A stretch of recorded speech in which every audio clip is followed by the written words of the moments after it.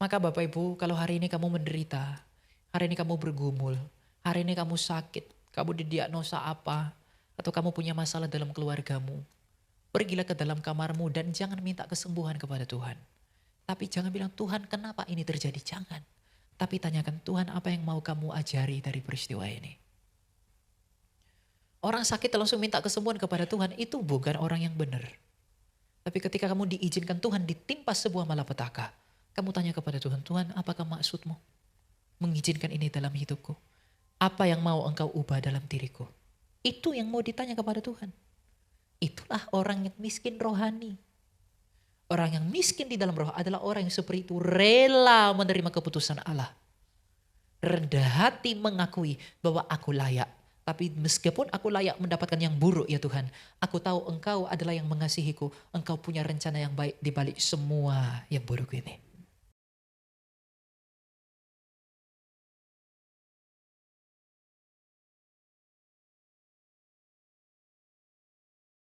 Mari kita berdoa. Tuhan, kami berterima kasih kembali kepadamu. Engkau kembali mempertemukan kami dalam anugerah-Mu dalam ibadah yang kedua ini Tuhan. Kami bersyukur bahwa Engkau mengizinkan kami untuk dapat kembali datang kepadamu. Itu adalah suatu anugerah yang baru bagi kami, di mana Engkau yang mulia memperkenankan kami orang-orang berdosa untuk dapat memuji dan memuliakan nama-Mu. Tuhan, kiranya Engkau berkenan untuk menerima segala pujian dan penyembahan kami, agar sekiranya itu menjadi dupa yang harum di hadapan-Mu. Dan tidak hanya untuk itu, tapi biarlah kiranya Engkau dalam kerelaanmu menolong kami untuk memuji dan memuliakan Engkau melalui cara hidup kami. Tuhan, sebentar lagi kami akan mendengarkan kebenaran-Mu. Terlebih dahulu dalam kerelaanmu ya Tuhan. Ampunilah kami akan segala dosa dan pelanggaran kami, agar sekiranya pengampunan yang daripadamu itu membuat hati kami bersuka cita, dan dengan sukacita itu menjadi layak untuk dapat menerima bertiapnya firman dan roh-Mu pada hari ini. Karuniakanlah kepada kami hikmat dan tolong kami untuk mengerti seluruh kehendak-Mu. Engkau yang menolong hamba-Mu yang hina dan yang tidak berguna ini untuk menyampaikan kebenaran-Mu, agar dengan demikian maka terpujilah Engkau di dalam kekayaan kasih karunia-Mu yang memperkenankan diri-Mu bagi orang-orang berdosa. Layakkan kami berdoa dengan penuh syukur, Bapa kami di surga, dikuduskanlah nama-Mu, datanglah kerajaan-Mu, jadilah kehendak-Mu di bumi seperti di surga. Berikanlah kami pada hari ini makan kami secukupnya, dan ampunilah kami akan kesalahan kami seperti kami juga mengampuni orang bersalah kepada kami. Dan janganlah membawa kami ke dalam pencobaan, tapi lepaskan kami daripada si jahat. Dalam Kristus Yesus Tuhan kami, karena Engkau yang punya kerajaan dan kuasa dan kemuliaan sampai selama-lamanya. Amin. Ya, silakan duduk Bapak Ibu, shalom. Ya. Kalau tadi pagi di ibadah pertama kita telah belajar apakah alasan kita untuk mengikuti Yesus, dan ternyata alasan yang diberitahu kepada kita adalah bahwa ternyata yang dicari, yang diperjuangkan oleh seluruh manusia di muka bumi ini adalah hidup, dan yang paling ditakuti oleh manusia itu adalah kematian. Maka satu-satunya alasan kita percaya kepada Yesus adalah karena Dialah satu-satunya yang bisa mengalahkan kematian ketika Ia bangkit, dan Ialah satu-satunya yang memberi hidup. Jadi jikalau kita yang mati-matian memperjuangkan hidup, maka datanglah kepada Dia yang telah hidup. Jikalau kamu takut pada kematian, sebagai manusia takut pada kematian, maka datanglah kepada Dia yang telah menelan kematian itu. Itulah Yesus Kristus dari Nazaret. Jadi tidak ada alasan yang cukup bagi siapapun untuk menolak Yesus. Kenapa? Karena semua orang kaya, semua orang kuat, semua orang besar, semua orang pintar yang pernah hidup dalam sejarah dunia, dari zaman Adam hingga pada hari kebangkitan kelak, tak seorang pun yang mampu meluputkan dirinya dari kematian. Tapi hanya Dia yang telah lahir 2000 tahun lalu di sebuah kandang domba di Bethlehem, yang telah mengalahkan kematian dan bangkit pada hari ketiga. Dan karena begitu besar kebangkitan itu, maka para murid rela mati demi Dia. Kenapa? Karena mereka telah melihat, mereka telah meraba, mereka telah mendengar bahwa Tuhanku Yesus Kristus telah mengalahkan kematian itu. Lalu untuk apa aku takut pada kematian? Maka Yesus inilah jawaban daripada seluruh hidup manusia. Manusia yang mati-matian cari uang, anak muda yang pergi kuliah demi uang, orang berbisnis demi uang, uang demi makanan, demi perut. Orang di seluruh dunia ini mati-matian cari uang demi tetap hidup. Tapi semuanya akan sia-sia dan mati. Baik dari manapun engkau berasal dan seperti apapun itu, tidak akan pernah bisa menolongmu. Hanya Dia yang telah bangkit dari mati itulah yang mampu menolongmu.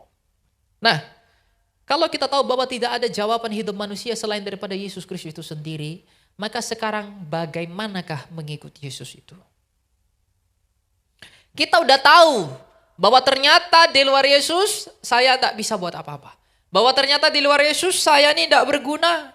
Sebab sekalipun saya pinter, sekalipun saya kaya, sekalipun saya kuat, sekalipun saya bijaksana, saya akan tetap mati sebagaimana orang-orang yang dahulu mati. Hanya Tuhanku yang telah bangkit dari mati. Artinya semua yang kupunya gak bisa menyelamatkan aku dari kematian. Hanya Dia, Yesus itu. Nah kalau hanya Dia, sekarang bagaimana kita mengikut Dia? Bagaimana aku bisa mengikut Dia? Dan bagaimana caranya aku mengikut Dia? Dalam Injil Matius pasal ke-5 ayat yang ketiga, Kristus dalam ucapan sabda bahagianya membuka sabda bahagia dengan hal yang paling penting untuk kemudian dapat menikmati seluruh anugerah daripada Allah. Matius 5 ayat yang ketiga dikatakan, berbahagialah orang yang miskin di hadapan Allah, karena merekalah yang mempunyai kerajaan surga. Sekali lagi, berbahagialah orang miskin di hadapan Allah, karena merekalah yang punya kerajaan surga. Artinya apa? Tanpa menjadi miskin di hadapan Allah, gak mungkin kamu memperoleh kerajaan Allah. Tanpa menjadi miskin di hadapan Allah, gak mungkin kita diselamatkan. Tanpa menjadi miskin di hadapan Allah, gak mungkin kita bisa bertemu dengan Allah. Nah sekarang, apakah arti kemiskinan di hadapan Allah? Di dalam bahasa asli di Yunani-nya ini sebenarnya bunyinya adalah berbahagialah orang miskin di dalam roh. Orang yang tidak miskin secara roh di hadapan Allah, gak mungkin dia akan masuk dalam kerajaan surga. Nah sekarang bagaimana dan seperti apa ciri-ciri orang yang miskin dalam roh? Orang yang miskin di dalam roh, Makarius pernah mengatakan, tanpa kemiskinan rohani gak mungkin ada pertobatan. Tanpa kerendahan hati gak mungkin ada pertumbuhan rohani. Orang yang miskin secara rohani adalah orang yang tahu dan sadar bahwa dia adalah orang berdosa. Orang yang miskin secara rohani adalah orang yang mengerti bahwa dia memang tidak mampu hidup tanpa pertolongan Allah. Orang yang miskin secara rohani adalah orang yang setiap hari merasa diri tidak pernah layak di hadapan Allah.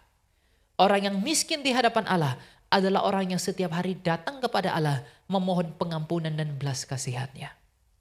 Orang-orang seperti inilah yang berkenan di hadapan Allah. Orang yang miskin secara rohani adalah orang yang tidak memandang dirinya, tapi dia memandang kepada seluruh kepenuhan Allah. Dia melihat dirinya sebagai orang yang berdosa, tapi dia melihat Allah sebagai yang mulia. Dia tidak memaksakan kehendak. Orang yang miskin di hadapan Allah tidak penuh dengan ambisi. Orang yang miskin di hadapan Allah adalah orang yang rendah hati, menerima seluruh keputusan Allah dalam hidupnya. Orang yang miskin di hadapan Allah adalah orang yang rela menerima seluruh keputusan Allah dalam hidupnya. Dan orang yang miskin di hadapan Allah adalah orang yang menyerahkan dirinya penuh kepada Allah. Tanpa menjadi miskin di hadapan Allah, tidak mungkin kerajaan Allah itu diberikan kepada kita. Sekarang banyak pengajaran gereja mengajarkan kamu untuk penuh dengan ambisi. Itu membuang kamu ke neraka. Itu melemparkan kamu kepada maut. Orang yang penuh dengan ambisi adalah orang yang tidak merelakan dirinya kepada kehendaknya Allah. Maka Tuhan Yesus mengatakan, kalau kamu tidak miskin di hadapan Allah, tidak mungkin kamu masuk dalam kerajaan surga. Sebab kerajaan surga hanya diperkenankan bagi mereka yang miskin di hadapan Allah. Mungkin tidak orang untuk sakit mata pergi ke dokter gigi. Tidak. Tidak mungkin kita pergi ke dokter gigi kalau kita nggak sakit gigi. Nggak mungkin kita pergi ke dokter mata kalau kita nggak sakit mata. Dokter gigi nggak akan berguna bagi orang yang nggak sakit gigi. Dokter mata nggak akan berguna bagi mereka yang nggak sakit mata. Maka Kristus yang mengampuni dosa tidak akan berguna bagi mereka yang tidak merasa diri berdosa. Maka menjadi miskin di hadapan Allah adalah menyadari dosa-dosamu. Antonius yang agung dari Alexandria pernah mengatakan, bukan orang yang bermukjizat yang diberkati. Bukan orang yang hebat yang diberkati. Bukan orang yang bernubuat yang diberkati. Orang yang paling beruntung dan diberkati adalah orang yang melihat dosa-dosanya sendiri. Dan bagaimana cara saya melihat dosa-dosa saya? Kalau kerajaan Allah diberikan kepada mereka yang miskin di hadapan Allah, dan orang yang miskin di hadapan Allah adalah orang yang melihat dosa-dosanya sendiri, maka bagaimana cara saya melihat dosa-dosa saya sendiri? Yesaya mengatakan, di dalam tinggal diam dan tenang kamu menemukan Allah. Petrus mengatakan, di dalam berdiam kamu bertobat. Maka untuk bisa tahu kita ini orang berdosa dan menyadari kita adalah orang berdosa, kita perlu berdiam diri. Kamu mungkin disibukkan Senin, Selasa, Senin main padel, Selasa arisan, Rabu ketemu teman di mall, Kamis makan-makan, Jumat jemput anak, Sabtu liburan, Minggu baru ibadah. Orang yang gak pernah berdiam diri di hadapan Tuhan gak akan bisa mengerti siapa dirinya. Ketika kita berdiam diri di hadapan Tuhan, kita itu seperti air yang keruh, kotoran dalam air yang keruh. Dosa yang adalah kebiadaban itu bergejolak di dalam kita dan berusaha menarik kita kepada seluruh tuntutan dosa itu.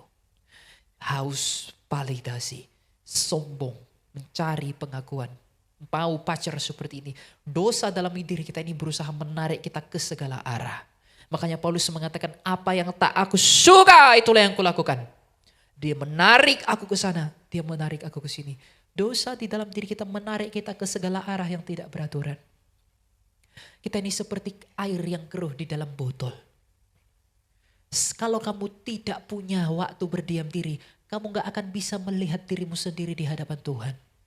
Kalau air itu gerak terus, dia akan keruh dan gak bisa berpikir jernih. Maka kalau kamu sibuk terus dengan duniamu, kamu tidak berdiam diri, sebagaimana botol itu kalau didiamkan, dia akan jernih, yang kotorannya akan mengendap. Maka kalau kamu melatih diri berdiam diri, kamu akan bisa berpikir jernih tentang siapakah dirimu di hadapan Allah. Itulah sahabat. Memahami sahabat itu tidak benar. Hukum 1 sampai hukum ketiga tentang Allah. Hukum keempat adalah sahabat. Hukum 5 sampai ke 10 tentang manusia. Maka Allah dan manusia itu hanya bertemu kalau kamu bersahabat. Allah dan manusia itu terkoneksi kalau kamu bersahabat. Kamu dengan Allah terhubung kalau kamu berdiam diri. Pada saat kamu berdiam dirilah, Roh Kudus itu menghampiri kamu. Berdiam diri kamu itu melihat dirimu, Tuhan. Ternyata aku gak rohani ya. Tuhan, ternyata aku munafik ya. Tuhan, banyak kesalahanku. Aku masih simpan kepahitan. Tuhan, aku ini tamak ya Tuhan. Tuhan, ternyata aku keinginanku banyak sekali Tuhan. Tuhan, ternyata aku ini lemah. Ketika kamu berdiam diri menyadari semuanya itu, disitulah anugerah Tuhan bekerja memberikan kamu iman yang murni. Iman adalah dasar pengharapan. Maka iman yang benar itu hanya akan lahir ketika kamu di dalam keadaan tidak ada harapan. Maka di dalam berdiam diri di kamarmu, renungkanlah semua dosamu, renungkanlah semua kesalahanmu, sehingga kamu ada di tahap kamu tidak pernah bisa diselamatkan. Renungkan semua kesalahanmu di hadapan Allah, lalu katakan, Tuhan, dengan semua dosa dan pelanggaranku ini, aku memang tak layak diselamatkan. Ketika kamu mengaku dengan hati yang seperti itu tulus di hadapan Tuhan, maka Tuhan akan karuniakan kamu iman yang benar-benar murni.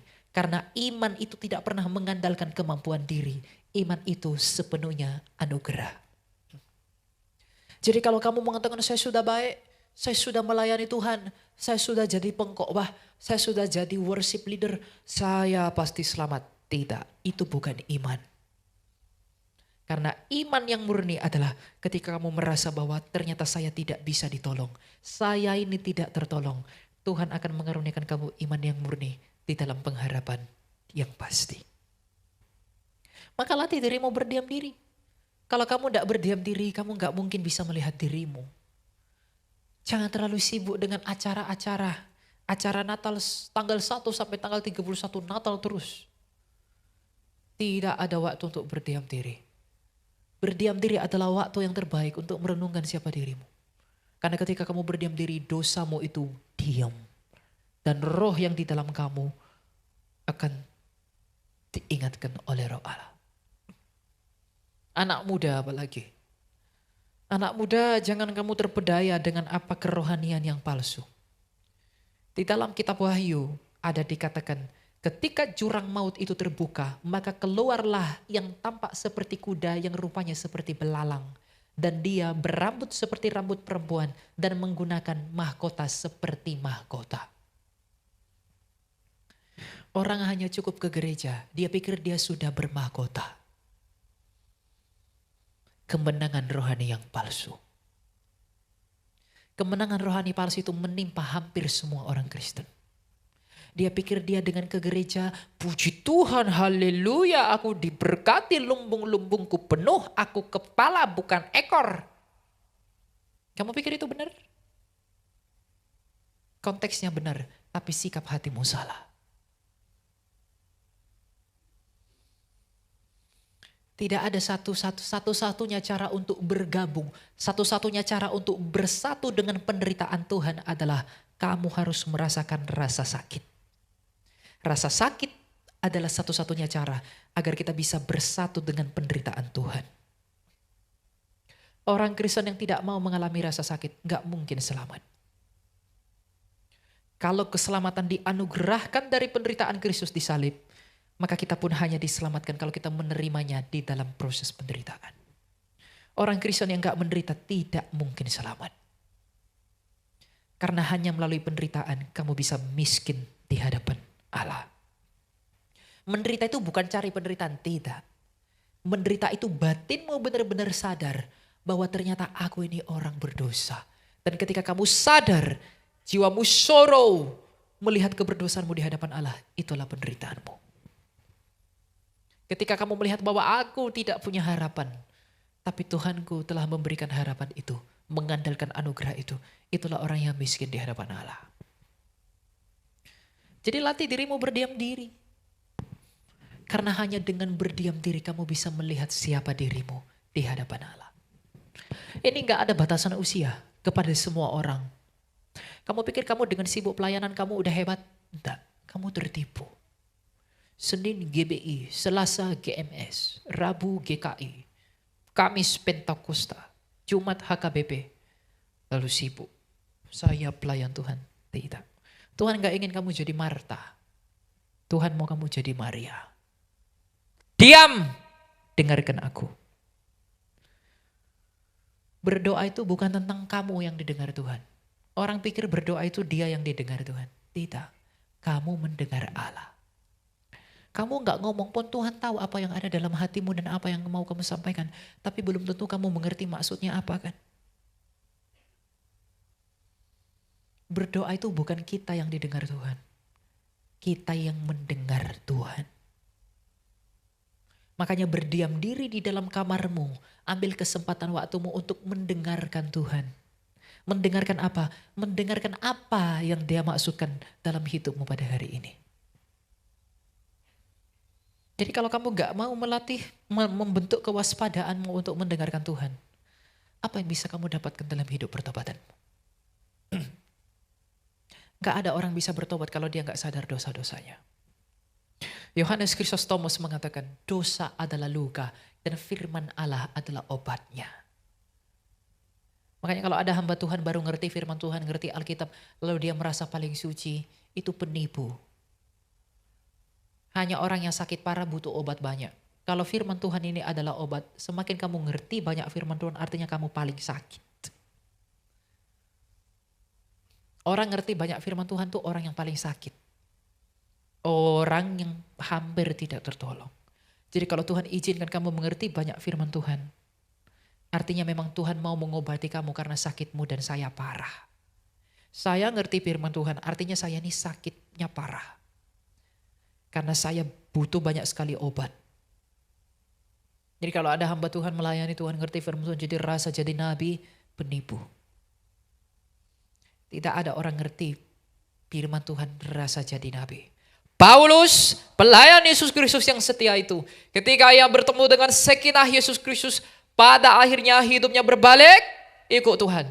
Dan ketika dia mengikut Tuhan, dia mengatakan semuanya oleh karena anugerah. Dia memuji dan memuliakan Allah atas seluruh kepenuhan anugerah Allah dalam hidupnya yang menarik dia dari dosa kepada keselamatan. Tapi mengenai dirinya dia mengatakan apa? Di antara semua orang yang paling hina, akulah yang terutama. Di antara semua orang kudus, akulah yang paling hina, kata Paulus. Di antara pelayan-pelayan Tuhan, akulah yang paling hina. Aku lebih bodoh daripada siapapun. Ketika aku mengikut Kristus, aku menjadi bodoh karena dia. Orang yang kehidupan rohaninya bagus, ketika dia mengikut Tuhan, hidupnya akan berubah jadi lebih baik. Tapi pada saat yang sama dia akan semakin merasa berdosa. Karena semakin obat diberikan kepada orang, obat itu akan memulihkan dia perlahan-lahan. Tapi pada saat yang sama ketika dia diberi terus minum obat, dia pun pada saat yang sama sadar bahwa dia adalah orang yang paling sakit. Maka orang ketika ikut Tuhan, hidupnya akan semakin berubah lebih baik. Tapi pada saat yang sama dia akan berpikir bahwa ternyata akulah yang paling sakit. Akulah yang paling hina. Tanpa memandang kehinaan, kita gak bisa melihat kemuliaan. Kalau kamu melihat dirimu sebagai orang yang mulia, pada saat yang sama engkau menjatuhkan dirimu. Kenapa malaikat di surga nggak ada dosa? Kenapa bisa dia jatuh ke bawah? Di surga itu tidak ada kesombongan, tapi kenapa dia bisa sombong? Di surga itu tidak ada dosa, kenapa dia bisa berdosa?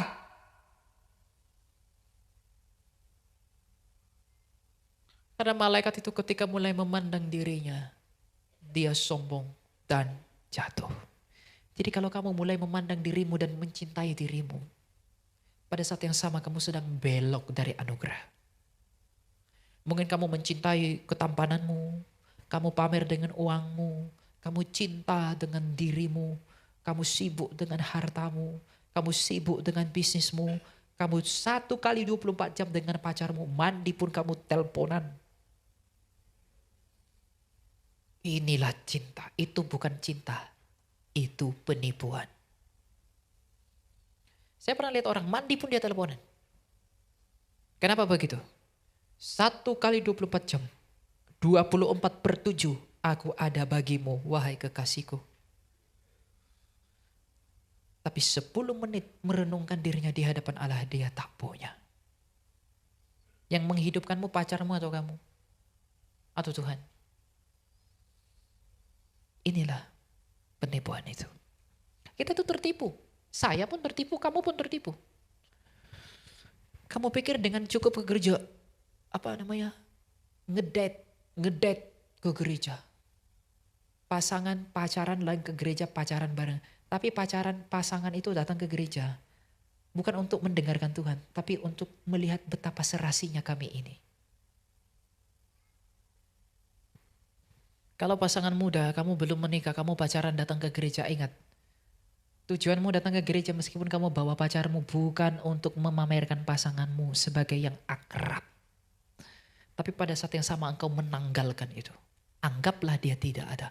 Kamu fokus di hadapan rajamu yang sedang memanggil kamu. Orang seperti itulah orang miskin di hadapan Tuhan.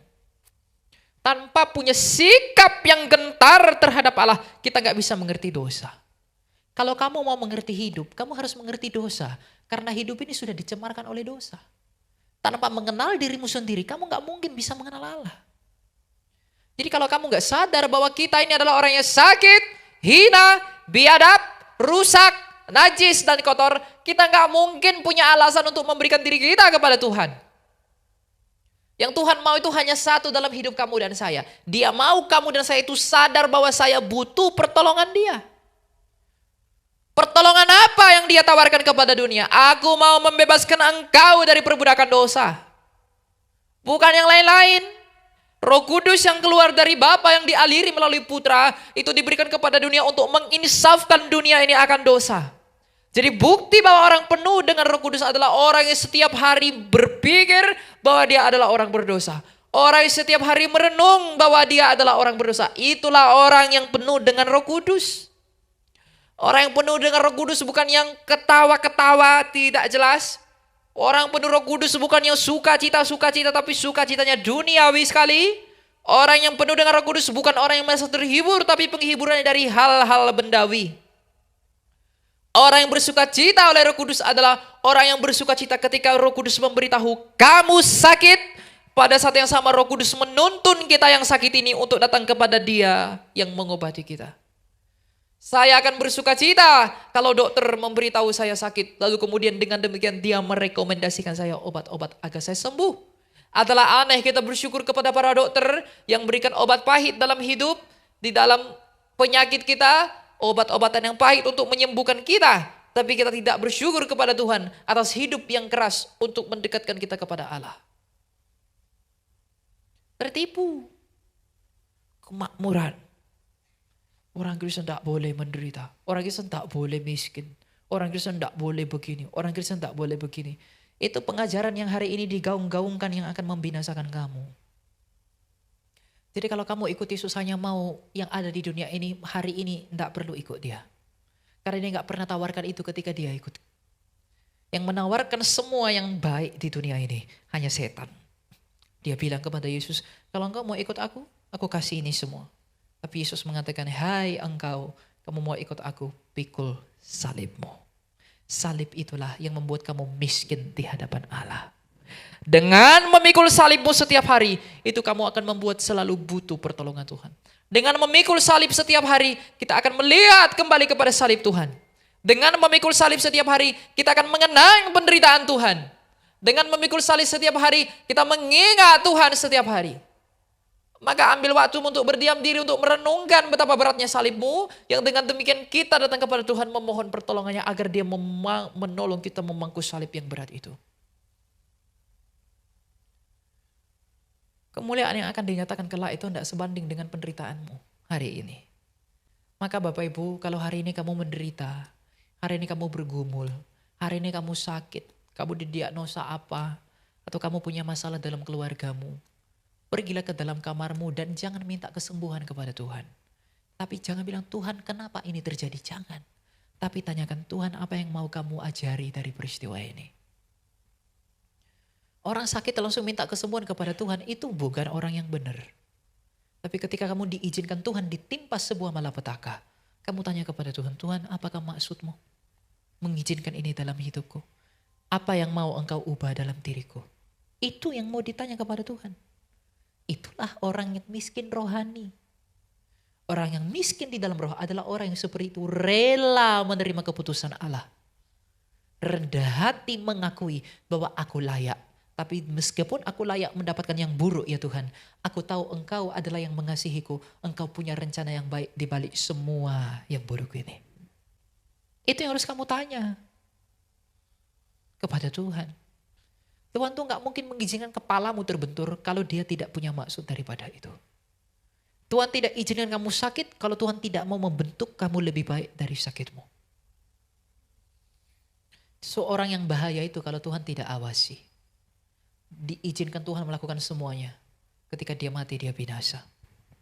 Jadi hari ini kalau kamu sedang diikat oleh Tuhan melalui hal-hal yang membatasi kamu, bersyukurlah. Itu membentuk kamu semakin miskin di hadapan Allah. Guru Tertullian itu ketika masih anak-anak punya iman yang sangat kuat. Bahkan dia dipukuli dan terjadi mukjizat. Dia sembuh, dipukul sembuh, dicambuk sembuh. Orang-orang heran, kok anak-anak seperti ini punya iman sebesar ini. Akhirnya orang-orang percaya kepada Tuhan. Hal yang sakit dalam hidupmu itu bisa menjadi Injil bagi orang lain. Jadi kalau kamu cinta dirimu, kamu gak ngerti ini. Tapi kalau kamu cinta Kristus, kamu akan ngerti ini. Karena kalau kamu cinta dirimu, oh aku gak seharusnya begini, aku gak seharusnya begini. Tapi kalau kamu cinta Tuhan, Tuhan aku tahu Engkau adalah yang mengizinkan ini. Engkau mau melakukan sesuatu.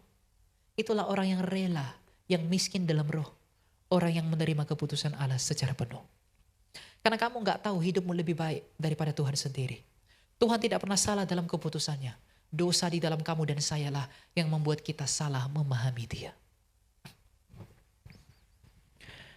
Maka latih dirimu, milikilah hati yang miskin di hadapan Tuhan. Menangislah karena dosa-dosamu. Pernah gak kamu menangis karena dosamu? Atau menangis karena belum dapat cita-cita? Menangis karena belum dapat pacar yang seperti orang Korea? Menangis karena belum dapat mobil baru? Menangis karena belum dapat rumah ukuran 1000 hektar? Apa yang membuat kamu menangis? Dosamu sendiri atau keinginanmu yang sia-sia?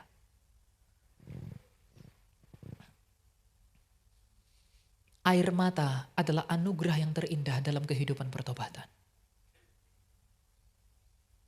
Orang yang sering menangis adalah orang yang hatinya sedang dibersihkan. Kotoran dalam hati itu hanya dibersihkan oleh apa? Air mata dari penderitaan. Cuma kalau saya ngomongin penderitaan di gereja, nggak akan ada yang datang. Saya udah menderita, masa saya ke gereja diajarin menderita? Tapi sebenarnya kesembuhan itu adalah status batiniah. Kebahagiaan itu adalah status batin, bukan benda. Sebanyak apapun benda yang kamu punya agar kamu bahagia, itu gak akan pernah buat kamu bahagia. Kurang kaya apa Antipas? Kurang kaya apa Herodes? Kurang besar apa Khan? Kurang hebat apa Tiberius? Kurang hebat apa mereka semua? Mereka punya, mau makan apapun bisa, beli apapun bisa, rumah sebesar apapun punya. Tapi apakah mereka bahagia? Tidak. Nah, kamu berambisi dalam hidupmu mencari dunia ini agar kamu bahagia, kamu salah. Dunia ini berpikir dengan memiliki seluruh dunia ini aku bisa hidup. Tapi Yesus mengatakan apa gunanya engkau memiliki seluruh dunia ini kalau kamu tidak punya hidup. Terbalik. Dengan menumpuk uang beribu-ribu juta aku hidup. Salah. Kebahagiaan itu status batin. Lihatlah betapa bahagianya Petrus ketika disalib terbalik. Ketika dicambuk, ditikam, dipukuli. Dia masih berkata, aku bersuka cita karena Injil Yesus Kristus. Paulus sebelum kepalanya dipenggal di Roma, dia berkata, aku bersuka cita mengingat engkau. Bartolomeus, Andreas, dan rasul yang lain ketika mau digergaji, mereka tetap menginjili. Yohanes sebelum digoreng di minyak panas, dia tetap menyampaikan Injil. Mereka dirugikan secara daging. Mereka tidak punya uang, tapi mereka tetap bahagia sehingga mampu memperkatakan Kristus ketika mereka teraniaya. Kebahagiaan yang seperti apakah itu? Itulah yang sejati. Ketika dalam penderitaan kamu bisa tetap bahagia, itu bukan dagingmu yang bahagia, tapi batinmu. Kalau kamu kaya, yang bahagia itu dagingmu. Batinmu tersiksa. Makanya kalau kamu minta kekayaan, jangan minta itu dulu. Minta dulu kerendahan hati. Jangan kekayaan. Kalau kamu kaya gak rendah hati, kamu akan tersiksa dengan kekayaan itu. Udah 1 miliar, aduh temanku 5 miliar, kejar lagi. Dapat ini, dapat ini, dapat ini. Akhirnya di mana hartamu berada, hatimu ke situ terus. Kamu lupa tentang Allah. Kamu tidak ingat berdiam diri, kamu gak ingat dosamu, tapi kamu fokus mencari nama di dunia ini. Lihatlah Babel yang berusaha cari nama di dunia ini telah dibuang oleh Allah. Maka setiap orang yang berusaha mencari namanya, baik melalui pelayanan dan di dalam dunia ini, kamu dan saya akan terbuang. Kalau saya cari nama melalui pelayanan, kalau saya mencari popularitas melalui pelayanan, saya sendiri pun akan dibuang oleh Tuhan. Kalau kamu melakukan hal-hal di dunia ini pekerjaanmu, dengan demikian kamu mau cari nama, cinta diri demi pengakuan. Pada saat yang sama sebelum terlambat, engkau sudah mengarahkan dirimu kepada pembuangan. Yohanes Kristostomus mengatakan tidak ada orang yang lebih kasihan daripada orang yang cinta diri. Orang yang cinta diri gak mungkin miskin secara rohani. Orang yang miskin rohani itu akan menganggap penghinaan sebagai sesuatu yang baik. Orang yang miskin rohani itu akan menerima teguran sebagai sesuatu yang baik. Bukan orang yang banyak protes. Orang yang miskin secara rohani adalah orang yang berpikir bahwa segala sesuatu itu ada dalam anugerah Tuhan. Jadi belajar merendahkan dirimu dengan tidak menuntut. Kalau kamu dan saya mengalami yang buruk, kamu dan saya layak mendapatkan itu. Kenapa? Saya dan kamu banyak dosanya. Yesus Kristus yang suci itu tak layak mendapatkan sakit seperti apapun. Tapi dia dibuat lebih parah daripada kita. Apakah itu kalau bukan kasih? Kalau dia menganggap kesetaraan dengan Bapaknya, tidak mungkin kamu dan saya selamat. Jadi kalau dia merendahkan dirinya ke dunia ini, maka kamu rendahkan dirimu. Jangan dia turun ke bawah, kamu naik ke atas. Gak ketemu. Makanya tadi di khotbah pertama saya katakan bahwa mahkota orang Kristen itu hanya Kristus.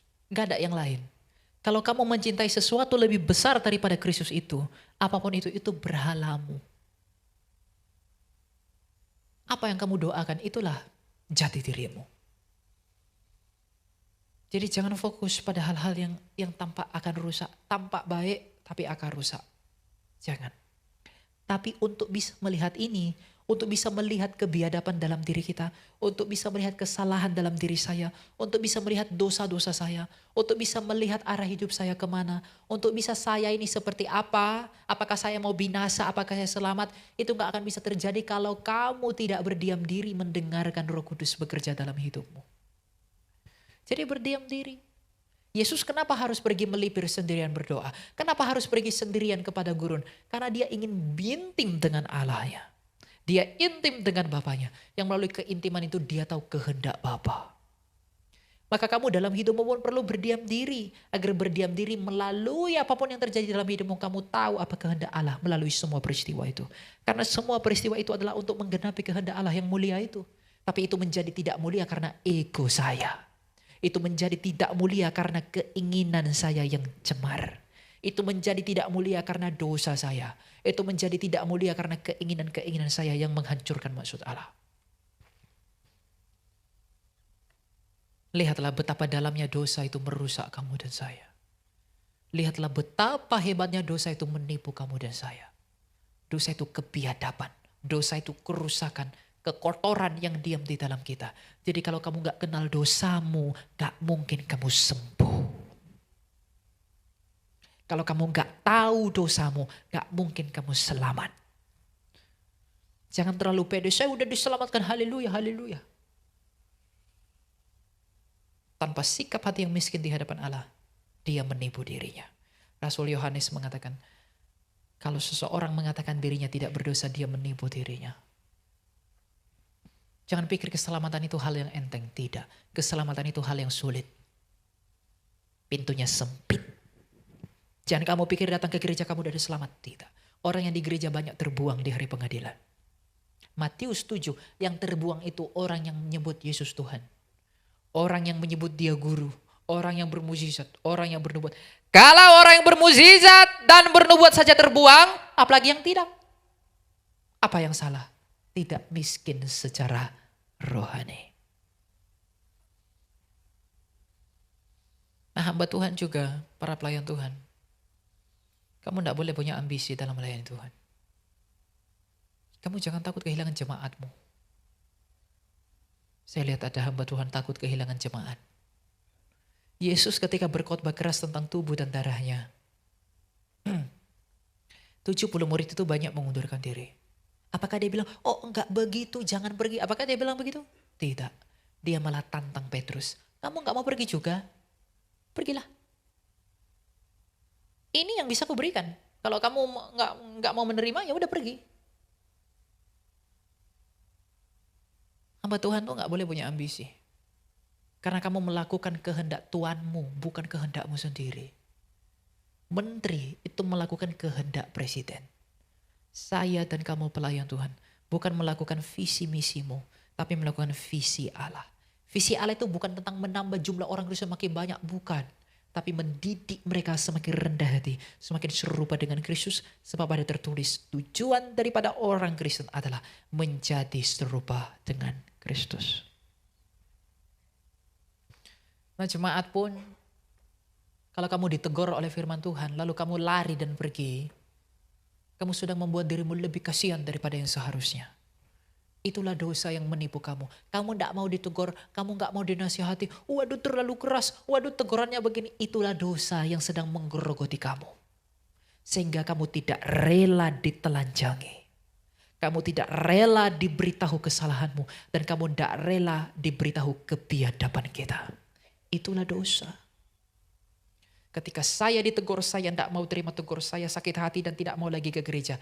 Itulah kebiadaban dosa dalam diri saya yang besar. Lalu orang begitu ngomong, aku kesana aja, aku selamat. Kamu tidak akan pernah selamat dengan seperti itu. Karena keselamatan itu penyembuhan batin. Keselamatan itu bukan tentang surga. Saya telah diselamatkan dengan penghapusan dosa saya di salib. Saya sedang diselamatkan dengan pemurnian iman. Dan saya akan diselamatkan pada hari kebangkitan. Itu yang benar. Jangan pede kali kamu sudah selamat, tapi kamu tidak peka terhadap kesalahan dan kebiadaban batin kita. Kalau kita masih cinta sekali dengan dunia, kita terikat dengan hal-hal dunia ini, jangan ngomongin keselamatan. Kalau kita tidak rela melayani Allah dalam segala sesuatu dan di dalam segala keadaan, jangan ngomongin keselamatan. Karena keselamatan itu adalah bagaimana saya rela, saya rendah hati, dan saya berserah diri kepada Tuhan. Tapi kuncinya adalah, gak mungkin semua itu bisa dianugerahkan kalau kamu tidak membuka diri agar Roh Kudus menambahkan karunia itu dalam hidupmu. Maka ingatlah itu senantiasa dalam hidupmu. Orang yang masuk dalam kerajaan Allah hanyalah orang yang miskin di hadapan Allah. Orang yang miskin di hadapan Allah adalah orang yang merendahkan dirinya di hadapan Allah dan mengerti dosa-dosanya.